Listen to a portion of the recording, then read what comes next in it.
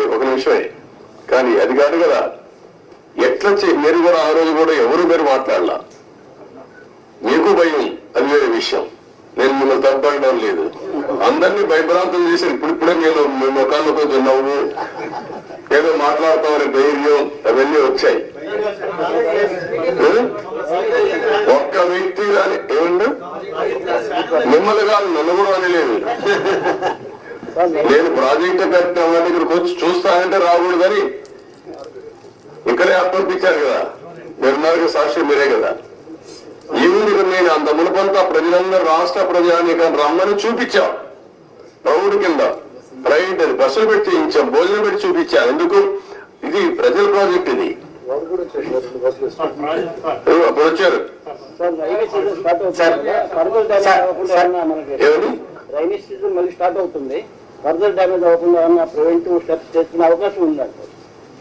అది కూడా చూడాలి ఎంతవరకు అవకాశం ఉంది. ఇప్పుడు నీళ్లు రావు ఫర్దర్ డ్యామేజ్ కావడానికి, ఎందుకంటే స్వీపేజ్ లో వస్తాయి. ముందు వచ్చినంత ఫోర్స్ మొత్తం నీళ్లలో వచ్చేసాయి కదా, ఆ నీళ్లన్నీ వచ్చి డయాఫామ్ వాల్ మీద పడి సుడిగా ఎక్కడికక్కడ కిందన పైన సుడి తిరిగేసి మొత్తం కొట్టేసింది.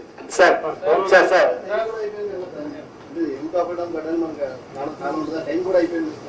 ఇప్పుడు చేయలేరు, ఏం చేయలేదు. November December season is over. Sir 2019 నుంచి సార్ ఎవరి దగ్గర చేద్దాం. Good point. బాధ్యత ఉండాలి కదా వ్యక్తులకి, ఉండాలి. అదే దాని మీద డిబేట్ చేయమన్నా ప్రజల్ని. సార్ సీఎం గారు గత ప్రభుత్వంలో ముఖ్యమంత్రి గారు ఒక రకంగాను, ఒక మంత్రి అనిల్ గారు ఒక రకంగాను, ఇంకో మంత్రి ఏమో వ్యంగ్యంగాను పోలవరం దీని గురించి ఇచ్చేశారు. మనకి దాని డిఫరెన్స్ గా ఏం చేయబోతుంది అంటే ఇప్పుడు ఏం చేయాలని నేను అడుగుతాను మిమ్మల్ని. నేనేం చేయాలని నేను కూడా ఇంకా అధ్యయనం చేస్తున్నా. ఈ రోజు ఒక మాట చెప్పి రేపు ఒక మాట చెప్పి డయాఫామ్ అంటే అది ఎక్కడ కనపడలేదు నాకంటే. అలాంటి మంత్రులు చూసాం, డయాఫామ్ వరకు కనపడలేదు మంత్రి. సార్ 2019 నుంచి 2024 వరకు సార్ 2019 నుంచి 2024 వరకు పోరాడు ప్రాజెక్టులు జరిగిన అక్రమాలపై ఏదైనా కమిటీ వేసే అవకాశం ఉందంట. అరే కమిటీ వేద్దామయ్యా, అది కాదు కదా మిమ్మల్ని మీరంతా కూడా ఏంటంటే మీరు కూడా ట్రెడిషనల్ గా ఆలోచిస్తున్నారు. మీకు కన్సర్న్ కనపడాలి నాకు. ఒక ఎంక్వైరీ చేసేయండి, యాక్షన్ తీసేసుకోండి, ఏం చేస్తారు మీరు. ఇంత డ్యామేజ్ జరిగింది, ఇన్ని వేల కోట్లు, ఇంత ప్రజల భవిష్యత్, ఇది ఎంత అన్యాయం జరిగింది.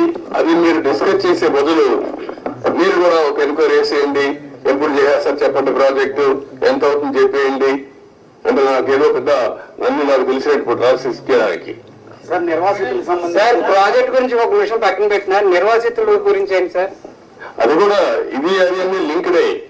ప్రాజెక్ట్ కట్టకపోతే డబ్బులు ఇవ్వలేరు కదా, గవర్నమెంట్ ఆఫ్ ఇండియా కూడా ఇవ్వదు కదా, వాళ్ళకు అన్యాయం జరిగింది కదా.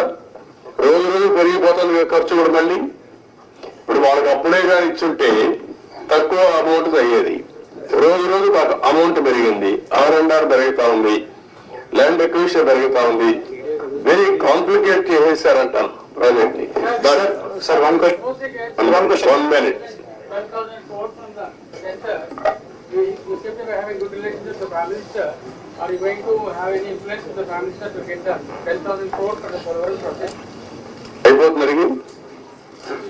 10,000 కోట్లు నీకు ఇస్తాను, మీరు చేసేస్తారా? What I'm asking you, are you able to study the project?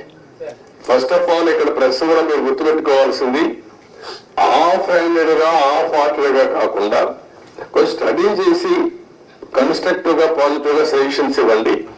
Project complete చేయాలి, నష్టం చేసిన వ్యక్తులపై చర్యలు తీసుకోవాలి. At the end of the day రాష్ట్ర భవిష్యత్తు, నేషనల్ ఇంట్రెస్ట్ కూడా కాపాడుకోవాలి. సార్ వన్ క్వశ్చన్ సార్, ఇప్పుడు 441 crores 990 crores రెండు ఆప్షన్స్ చెప్పారు, వారికి సెంట్రల్ గవర్నమెంట్ నుంచి అసిస్టెన్స్ వచ్చే అవకాశం ఉందండి? వాట్ ఐఎమ్ సేయింగ్, ఇంత డ్యామేజ్ వాళ్ళు ఏమి చెప్పారు, ఏం చెప్తారు, ఇంతలో మాట్లాడలే కదా.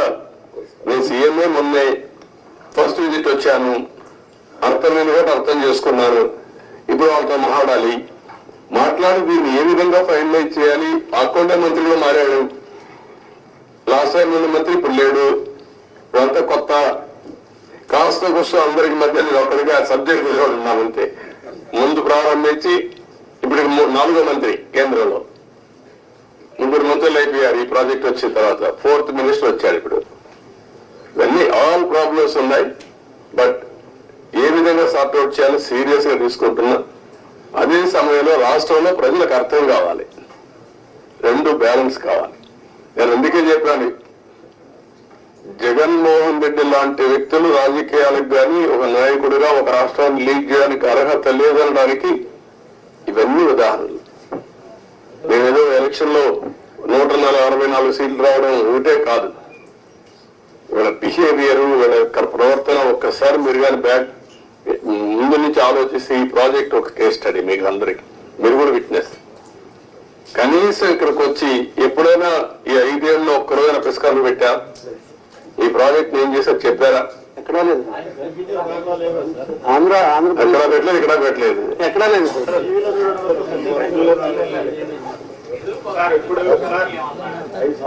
అఖిలపక్ష కమిటీ ఏం చేస్తారు? అఖిలపక్షం వేస్తా ఏం చేస్తారు? కసో తిరిగేసి వెళ్తారు, అంతే కదా. అది కాదు కదా ఇష్యూ. ఎట్లా పరిష్కారం చేయాలి? సార్ ఇంకేమో కదా అంటే ఇంత జాతి విపత్తు ఆంధ్రాకి ఇంత ఇబ్బంది కలిగింది.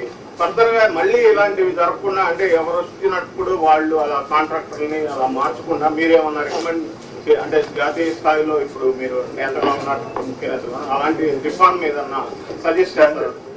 అదేమా అన్ని మాట్లాడదు ఇప్పుడు. అది కూడా దానికి అలాంటి డెమోక్రసీలో